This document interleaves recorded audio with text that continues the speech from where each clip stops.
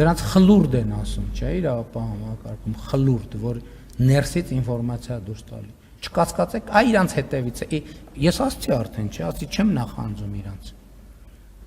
Որովհետև այո պետության ու ժողովրդի 8 տարվա զայրույթը իրանցից հանելու ենք, իհարկե,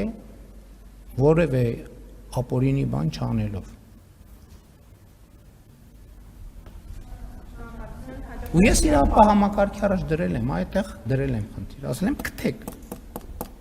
Եթե կոնկրետ ժամկետում չգտաք, ուրեմն բոլորը լինելու են ես համար, ում նայեմ ասելու եմ ուրեմն ինքն է։ Ունդեղ որտեղ իմ որոշումների տիրույթում է, որոշումներ եմ կայացնելու։ Ուղղակի։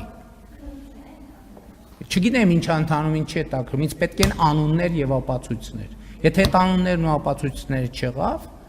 ես ուղիղ ասում եմ իրավապահ համակարգի իմ որոշումների տիրույթում գտնվող հատվածում զանգվածային ազատումներ են լինելու, այլ որ չասեք, զանգվածային, մտնելու եմ շենք, ով աչքից դեմը դուս եկավ, հրաման եմ տալու ազատելու, հա?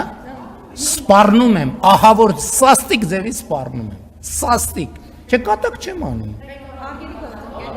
բոլոր հնարավոր, ասացի, որ ով իմ որոշման տիրույթում է, լսեցիք,